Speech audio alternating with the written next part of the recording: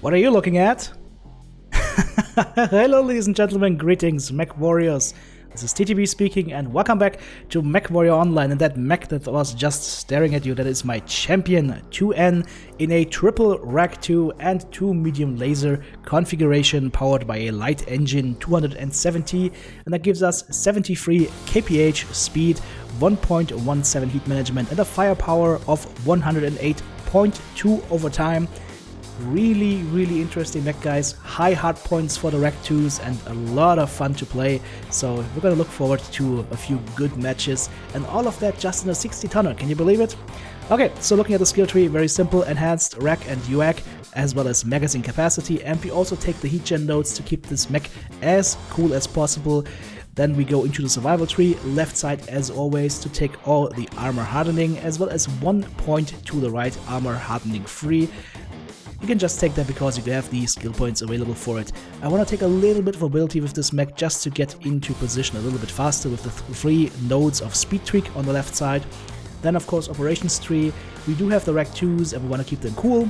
And we want to go into auxiliary as well to get the double cool shot as well as the double artillery or airstrike. And that should allow us to have a good kit on our mech where we have the added survivability with a little bit of armor, we have the cool run abilities from operations as well as the heat gen nodes from the arms tree, and then of course we do have the ability to get into combat a little bit quicker with the speed tweak. Alright, enough about that, let's get into the match here in the valley of sand and dust, and we are going to try and find some targets here and then we'll shoot at them as soon as possible.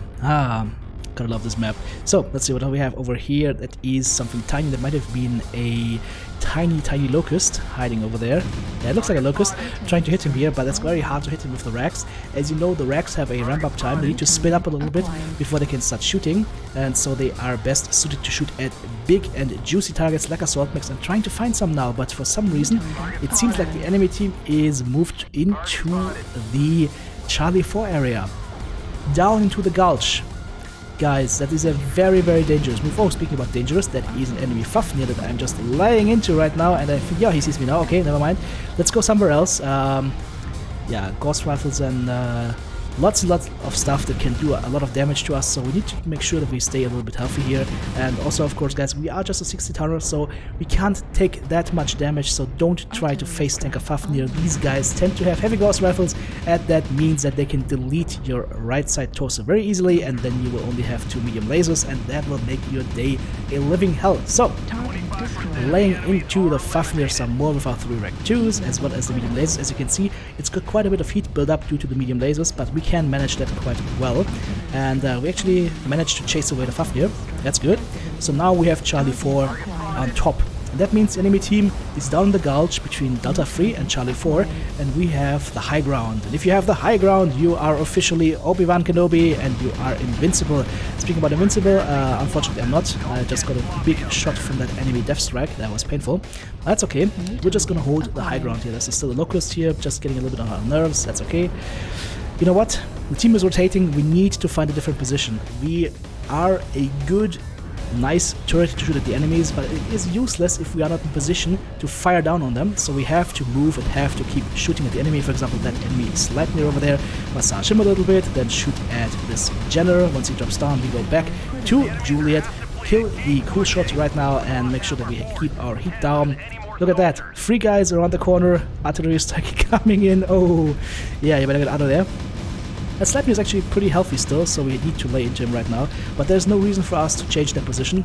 This is a really good position for me to be in right now. We're not getting engaged, the enemy team has problems of their own. Actually, that Mad Cat might get legged in a second as soon as I can get my Rack 2 back. Nope, never mind, not having as much luck with the jams, but that's okay. I just have to keep the fire going and not die to that Locust who is laying into me. That's okay. We're just providing fire from secondary line here, guys. That's very important. You want to keep the fire from secondary line going as much as possible and just amplify damage on the enemies. With the Rack 2s, it's not as easy to single out certain components. There's weapons much better suited for that, for example ghost rifles, but what we can do is we can strip off armor in big chunks over time, and that's exactly what we did. And we still had 900 rounds left, so we could have gone for quite a bit longer. Alright, let's go ahead and have a look at the scoreboard. So 0 killing blows this time, but 3 KNDs and 919 damage dealt with 1 component only destroyed. A little bit of team damage, but overall, good round. We did what we set out to do, which is remove armor from the enemy and allow our teammates to take them down. So, switch of scenery from the desert wasteland of the canyon into Frozen City, a different kind of wasteland, and we are going to go towards the Fox 7 area, Fox 7 Echo 7. That is always where the party happens on this map if you're not playing Domination. So let's try and find the enemies. There's an enemy Shadowcat over there. We can give him a little bit of a love tap with our Rack 2s, but just enough to let him know that we're here. Again, guys, our weapon deals damage over time. You need to have a lot of face time with the enemy. You need to keep shooting your targets for a long time. You can't really burst them down, unfortunately, but that is okay. And that's why you need to be in second line. You can't be that frontline mech because you don't have the ability to deal damage over a short period of time. So, second line, play it smart, play it healthy, and kill the enemy. That's exactly what I'm trying to do here.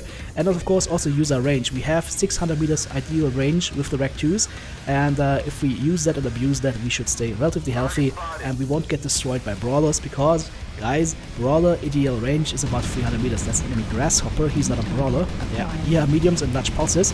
Perfect range for him, but he's just not twisting as much. So together with our teammates, you see that?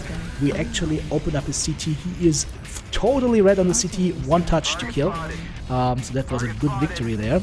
And now we keep on pushing with the team with our Warhammer to see on the right flank and see what we find. That's the Grasshopper from before. There's enemy Assault. We give him a little bit of love taps, not too much damage, but that's okay. Teammate finishes up the enemy Grasshopper and we go in on the Wolfhound, who is trying to escape but for some reason doesn't. Okay, now he's running, that's okay. The enemy Warhammer to see around the corner, need to be careful about that. But we have a really good rotation going on right now. This is a rotation that I like because the team is staying together as one group, very clear murder ball. Now it's elongating a little bit. If you can look at the radar right now, we're actually increasing the size of our rotation a little bit. We are losing a little bit of cohesion, but that's okay. There's only the Wolfhound on the side here, and we find his big brother. So let's lay into him and take down that Warhammer to see. There we go, we claim a kill. Beautiful. The Wolfhound also falls. Okay, perfect. And now we can keep going. And as you can see, our team is keeping a tight formation. The enemy team's formation has completely disintegrated. Our team is keeping a tight formation and we are just assisting each other and just laying into any targets that we can find. That Hellspawn, for example, or his friend the Catapult, who is running for his life right now. But be careful, guys, with the racks. You have a tendency to keep holding down the firing button. If something moves out of line of sight or something moves away from you and you can't hit it properly anymore, let go of that fire button and just use that to get that rack timer down a little bit or get the heat down a little bit. There we lay into the Catapult, we claim that kill as well. There's a Warhammer Bludgeon on the left flank. That is a Shadowcat with ATMs or LRMs. And okay, here's the Bludgeon. So again, as I said, we just lay into him, we go for CT and side torsos. It's a little bit hard to track your targets if they're moving back and forth all the time, but you just keep it going, guys. You just remove armor big time and then open up the components and your teammates will do the deed. And as I said, be careful, especially if you're moving in a tight formation like that. Don't fire too much and do not drop any artillery strikes. Very dangerous, very dangerous. I've had one match lately where I did almost 400 team damage and the team killed because I put an artillery strike defensively and our team decided to take it as a power-up and collect it. That was painful. Okay, 10 kills over 0. The enemy team is getting stomped hard right now. Another kill for us. Only one enemy left on the field. It might be the Shadowhawk that we saw a little bit earlier in the Fox 8 area. Not Shadowhawk, Shadowcat. And there we go, I just saw him. Let's go ahead and try and chase him down if we can. Yeah, our teammates have also seen where the enemy's at, and at this point 11 over 0. There's no way in hell he can even survive this. He might be able to get a revenge kill here if we are unlucky, but with a jump like that, no. He's just gonna end it like a man. GG. Good game, well played. Let's go ahead and have a look at the scoreboard. Guys, if you like this content, by the way, check out my Patreon page, become an active supporter of this channel and feel great. 3 killing blows, 8 assists, 3 kill most damage dealt, 700 damage done, and 7 components taken out with 31 team damage, so that is a-okay. Good round. Try out this build, I like it very much. Let me know what you think of it. TTV out, thanks for watching.